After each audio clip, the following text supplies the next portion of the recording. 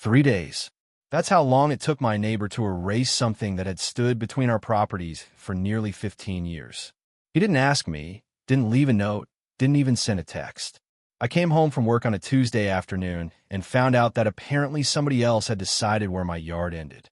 And honestly, the weirdest part wasn't even a missing fence. It was how normal everybody acted, like I was the strange one for noticing. I live in a quiet neighborhood outside Franklin Ridge, North Carolina. Nothing fancy, just one of those places where people wave when they walk their dogs and everybody complains about the same HOA newsletter every month. I've been there for almost 8 years, and for the most part, life was easy.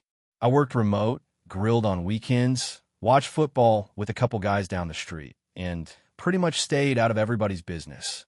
My next-door neighbor, though, was a guy named Grant Holloway. Not the Olympic runner, different Grant.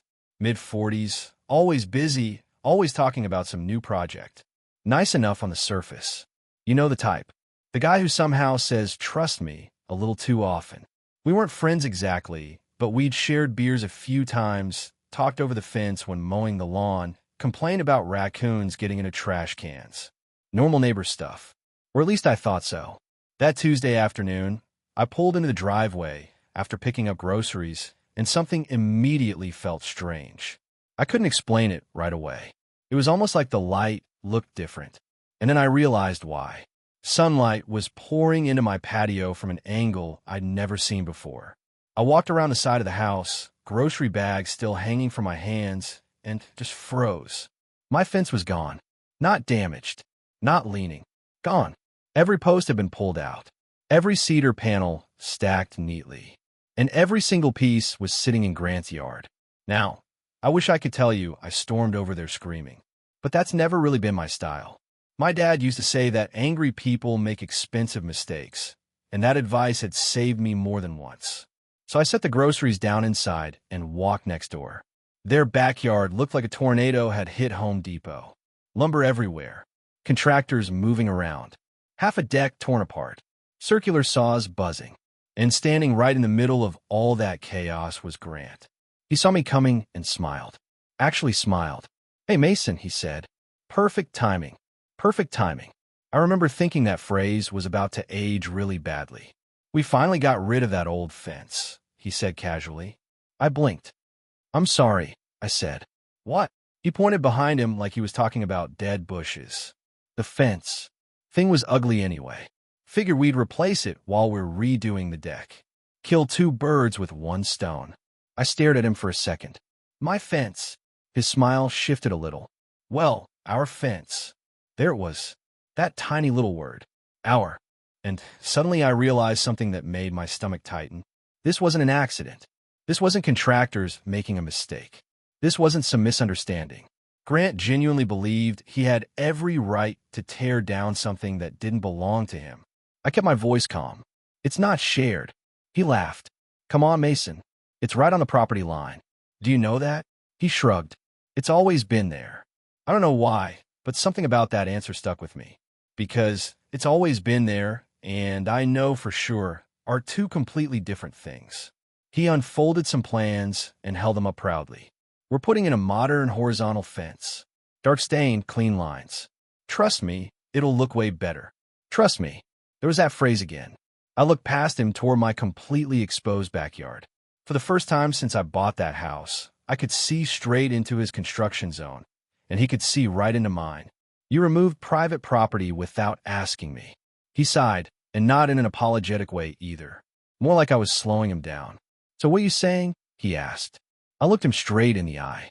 "I'm saying maybe we should figure out where the property line actually is before anything else gets built." For the first time since I'd walked over, his expression changed. Not much. Just enough. And I knew right then that this wasn't about a fence anymore. It was about assumptions. And if there's one thing I've learned in life, assumptions are expensive. I walked back inside, opened the drawer where I'd thrown all my closing paperwork years earlier, and started digging. Because somewhere in that pile of boring documents was a piece of paper that was about to change everything. That piece of paper turned out to be a lot more important than I ever imagined. I found it buried under warning manuals, old insurance forms, and enough paperwork to remind me why nobody enjoys buying a house. The original survey. I unfolded it on the kitchen counter and stared at those lines like they were some kind of treasure map. And there it was. The fence. Not on the boundary. Not shared. Not even close. 5 inches. 5 inches inside my property. Now, I know 5 inches doesn't sound like much, but in that moment, it might as well have been 5 miles. Because those 5 inches meant every post they had ripped out belonged to me. Every panel stacked in Grant's yard belonged to me. Every decision they'd made had been based on something they assumed, instead of something they actually knew. I barely slept that night. Not because I was angry. At least not screaming into a pillow angry. More like that quiet kind of anger that keeps replaying conversations in your head at 2 in the morning. The kind where you think of all the things you should have said. But by sunrise, I'd made a decision. No arguments. No jilling. Facts. Just facts. I called a surveyor before I even made coffee. His name was Walter Briggs. Late 50s. Sunburned face. Looked like he'd been measuring land since dinosaurs walked the earth. The guy barely wasted 10 words all day, which honestly made me trust him more. He spent over an hour checking everything, taking measurements, driving stakes into the ground, and occasionally grunting at numbers on his equipment. I stayed out of his way, because when your world starts feeling messy, watching somebody do something with precision is surprisingly comforting. Eventually, Walter walked over and nodded. Your fence was fully inside your property. I already knew, but hearing somebody else say it felt different. Can you mark it clearly? I asked. He raised an eyebrow. You want obvious? I smiled. Very. By lunchtime, bright orange stakes stretched across the entire yard. You couldn't miss them. And apparently, neither could Grant. I heard his sliding door open. Fast footsteps. What the hell is this? He shouted. I turned slowly. Property line. He stared. No way. Survey says otherwise. He laughed. Except it wasn't a happy laugh. It was the kind people do when reality isn't cooperating. That's ridiculous. I shrugged. Reality doesn't care what we think. That one landed. I could tell. His jaw tightened. Then he glanced toward his half-finished deck. And suddenly I watched something amazing happen. For the first time since this whole mess started. Grant looked nervous. Not angry. Nervous. Because construction crews can smell uncertainty like sharks smell blood. Within the hour, I noticed workers slowing down. Tape measures came back out. Guys started whispering. One contractor even walked over and quietly asked Grant something. I couldn't hear the conversation, but I could read body language. Nobody wanted to build something expensive in the wrong place. Later that afternoon, Grant came back over. Different attitude this time. So what exactly are you trying to do here? He asked. I almost laughed, because that question told me everything. Not is the survey right. Not can I see the paperwork. No, what are you trying to do? As if facts were somehow personal. I'm documenting the property line. We got schedules, he said. Permits. Crew costs. I nodded. Then I guess accuracy matters. He crossed his arms. You could have just talked to me. I smiled. Grant, I did. That shut him up. Because now we were both remembering the exact same conversation. Just from very different perspectives. For the next day or so, things stayed weird. Not hostile.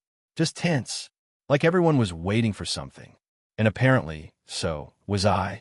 Because Thursday morning, while drinking coffee, I found myself wondering something. Not out of revenge. Not even curiosity. Just one simple question.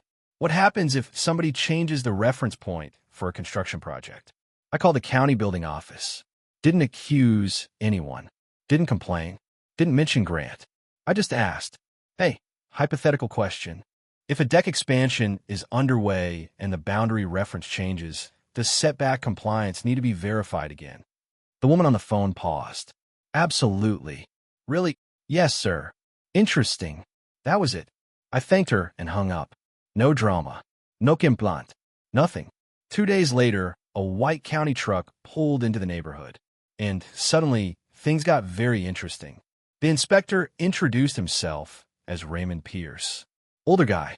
Gray hair. Calm eyes. One of those men who looked completely immune to panic. Grant practically sprinted over to him. We've got permits for everything, he said immediately. Raymond held up one hand. Let's just take a look. That sentence alone changed the entire atmosphere. Control shifted, and everybody knew it. Raymond measured everything twice. Walked the orange stakes. Checked the framing. Took notes. Then he crouched near one of the old fence holes.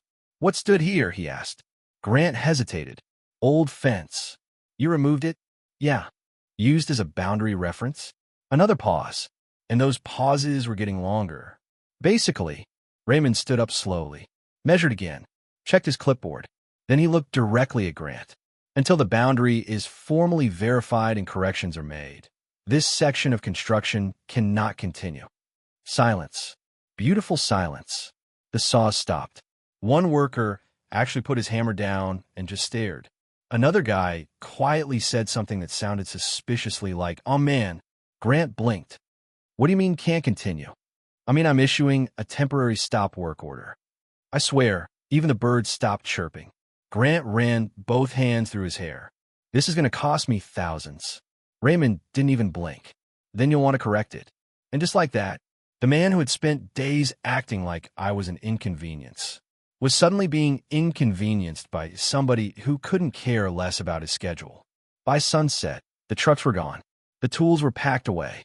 And for the first time since I'd come home and found my yard missing, everything was quiet again. At least until around 7:30. Because right about then, somebody knocked on my front door. And honestly, I already knew exactly who it was. Grant stood there with no smile. No confidence. No trust me. Just frustration. "You called them?" I leaned against the doorway. I asked a question. He shook his head. "You knew what that would do." I looked him right in the eyes. "And you knew what tearing down my fence would do." That one hit. I saw it. For a second, neither of us spoke. Then his shoulders dropped just a little, and in a much quieter voice than I'd ever heard him use before, Grant asked the one question I never expected to hear. He looked at me and said, "Okay, Mason, what do you want?" And just like that, everything changed. Because for the first time since this whole thing began, he wasn't telling me what was going to happen. He was asking. For a second, I didn't answer him. Not because I was trying to be dramatic. Honestly, I just wanted to make sure I answered the right question.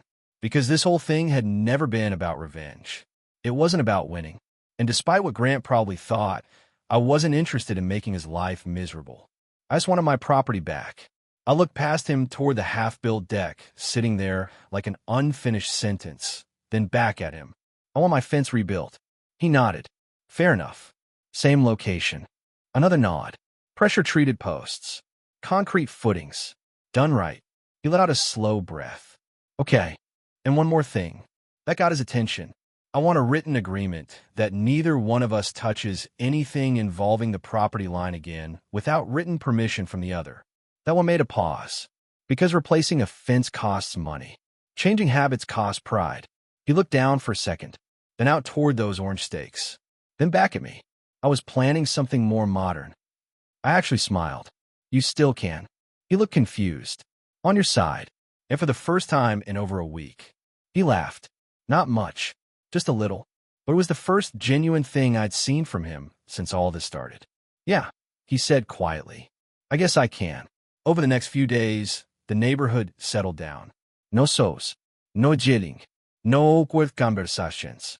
Just silence, which honestly felt pretty nice. Then the new fencing company showed up. Different crew, different energy.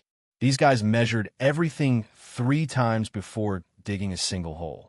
And I appreciated that. Because after everything that happened, nobody wanted assumptions anymore. I spent a lot of time outside during those 2 weeks. Not because I didn't trust them, but because watching something get rebuilt correctly feels different. It's satisfying, like seeing a mistake admit it was wrong. One afternoon, while the crew was setting the final posts, old Mrs. Parker from across the street wandered over with her tiny dog, Winston. Now Mrs. Parker was 82 years old and somehow knew everybody's business before they did. She looked at the 2 properties and said, "Well, this has certainly been better than cable television." I nearly choked laughing. Even Grant laughed. And strangely enough, that broke some of the tension. Not all of it, but enough. By the end of the 2nd week, my fence stood again. 6 feet tall, solid cedar, straight lines, concrete footings, stronger than the original. I remember running my hand along the wood that evening. And it sounds silly, but I actually felt relieved. Not because of the fence. Not really. Because boundaries matter. And losing one, even temporarily, teaches you something. A few days later, Grant's construction started back up. The stop work order had been lifted. Everything checked out.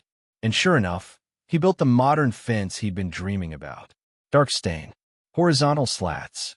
Looked like something straight out of a home improvement magazine. Only one difference. He built it 3 inches away from mine.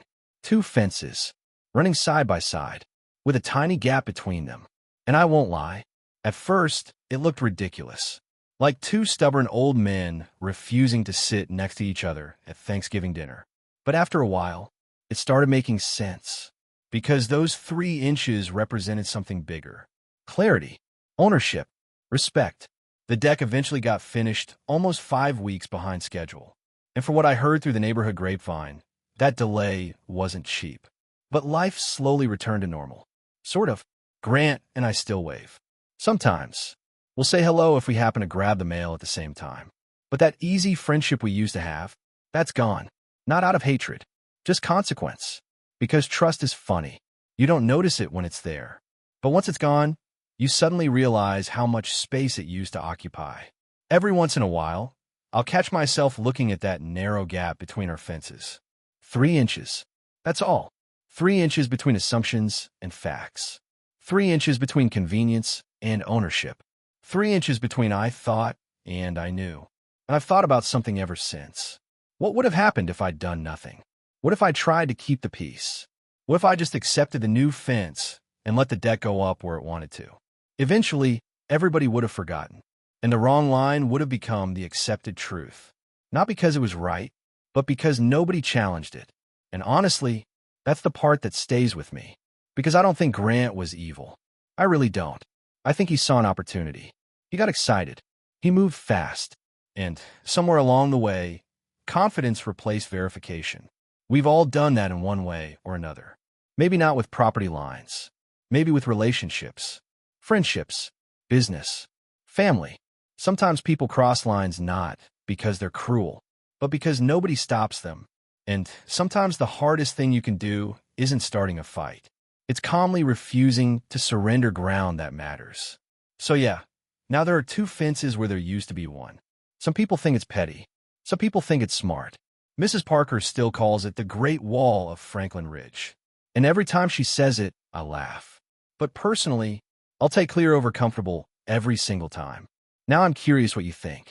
If you came home and discovered your neighbor had torn down your fence without asking, would you have handled it the same way? Would you have let it go to keep the peace? Or would you have fought for what was yours? Who's really wrong here? Grant for making assumptions? Or me for refusing to back down? Drop your thoughts down in the comments, because I have a feeling this is one of those stories where people are going to disagree. And if you've ever dealt with difficult neighbors, property disputes, or one of those situations where standing up for yourself came with a price, I'd love to hear your story too. Don't forget to like, subscribe, and share this with somebody who always says, "Trust me," right before making everybody else's life more complicated. Because trust me, I've learned to double-check that phrase.